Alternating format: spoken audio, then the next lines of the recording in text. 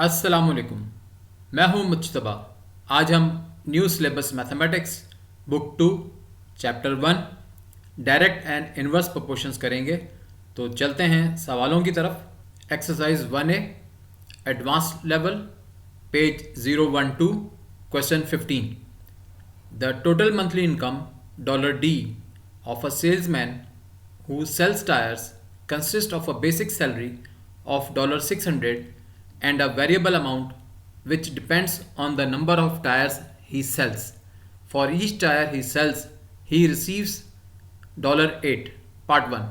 If the salesman sells 95 tires in a particular month, find his total income for that month. Part 2. If the salesman monthly income for a particular month is $1680, calculate the number of tires he sells in that month. Part 3.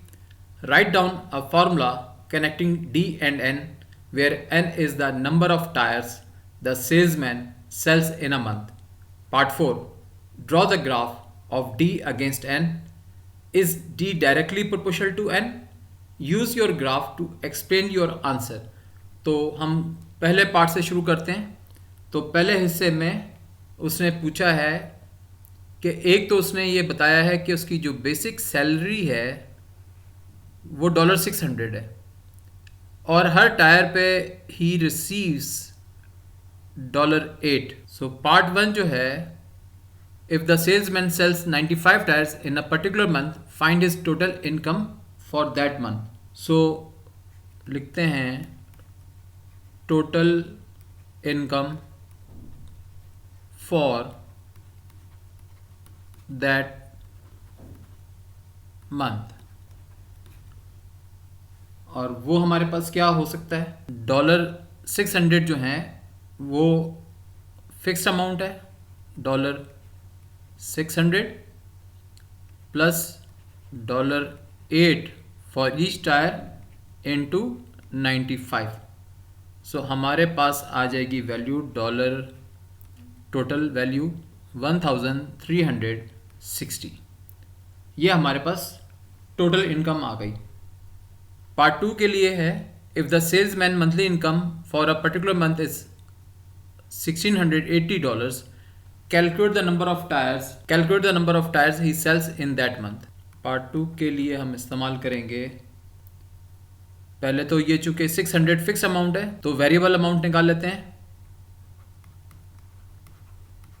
Variable amount is equal to $1680 minus 600 is equal to $1080। ये variable amount आ गई। जो यहाँ पे लिखा है he receives $8 for each tyre, हम number of tyres निकालना चाहते हैं। Number of tyres he sells is equal to 1080 over 8, ये आ जाएगा 135। तो number of tyres he sells 135। Part 3 करते हैं।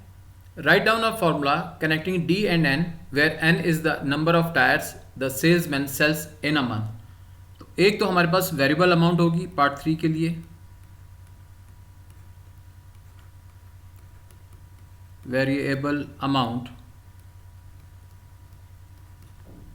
Is equal to N into $8।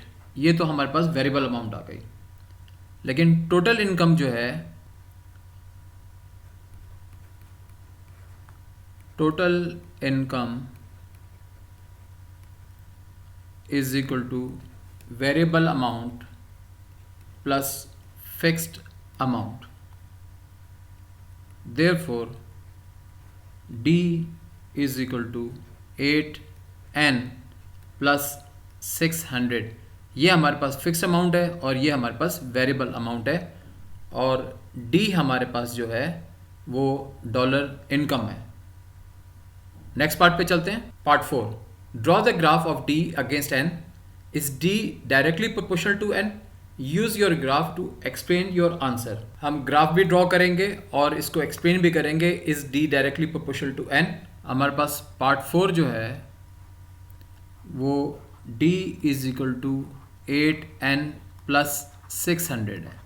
अब इस जगह पे x एक्सिस पे हम लेंगे n और यहाँ लेंगे d यानी डॉलर, और यहाँ पे नंबर ऑफ टायर्स जो हैं, जिस तरह तरतीब बढ़ती जाएगी उसी तरह अमाउंट में इजाफा होता जाएगा। तो एक कैलकुलेशन करते हैं। When n equal to 0, so d is equal to 600। Reason कि 8n 0 है तो 8 multiply by 0 equal to 0 plus 600। अब यहाँ पर हम इसको लेते हैं 600, 200, 400 और इस जगह पे हम 600 लेते हैं। यहाँ पे 600 लिख देंगे और यहाँ पे 0 लिख देंगे। x एक्सिस पे 0 है और y एक्सिस पे 600। और एक और ले लेते हैं। When n is equal to 50, so d is equal to 8 into 50, 400 plus 600, 1000। d is equal to 1000, 600, 800 and 1000। तो यहाँ पे हमारे पास आ गई वैल्यू 1000 की, और इसको मार्क कर लेते हैं 10, 20, 30, 40, 50। इस जगह पे मार्क कर लेते हैं 50 और इस जगह कर लेते हैं 1000। यहाँ लिखेंगे 50 और 1000 और यहाँ पर एक लाइन ड्रॉ करते हैं।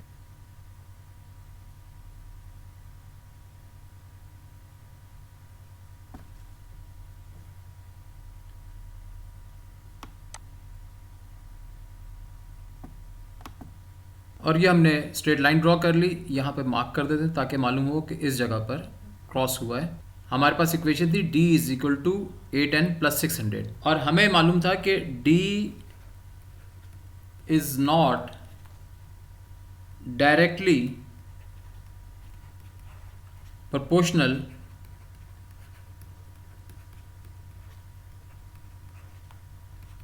to n because the line does not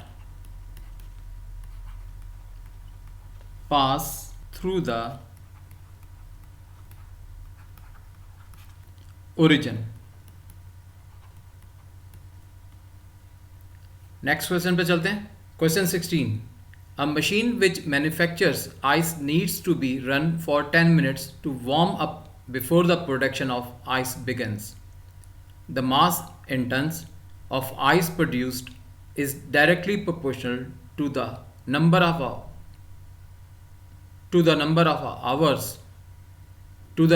hours of production. Given that 20 tons of ice are produced when the machine runs for half an hour, find the mass of ice manufactured when the machine runs for 1.75 hours। यहाँ पर हमें machine जो है, एक तो ये याद रखना है कि 10 मिनट्स वार्म अप के लिए थी before the production of ice begins. 20 tons ice produce होती है इन हाफ एन आवर। तो मास इन टन्स है तो हम लिख सकते हैं कि m is directly proportional to time t, so m is equal to k t. और हमें मालूम है कि k जो है इज़ कांस्टेंट। हम ये बात कर सकते हैं कि when t is equal to machine runs for half an hour given that 20 tons of ice. So when t is equal to 30/60 half an hour minus 10/60 means कि ये 10 मिनट तक वार्म होती रही, तो हमारे पास जवाब आएगा 1/3।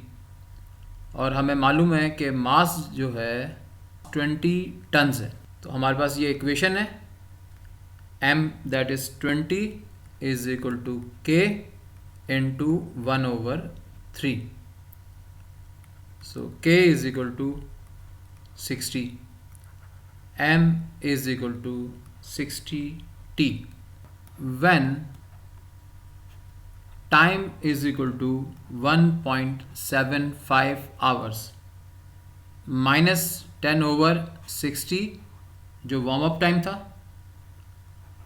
m is equal to 60, k की वैल्यू थी हमारे पास 1.75 माइनस 1/6 वार्म अप टाइम था। इसको कैलकुलेट कर लेते हैं। सो जवाब आएगा 95। तो m is equal to 95। So therefore the mass of ice manufactured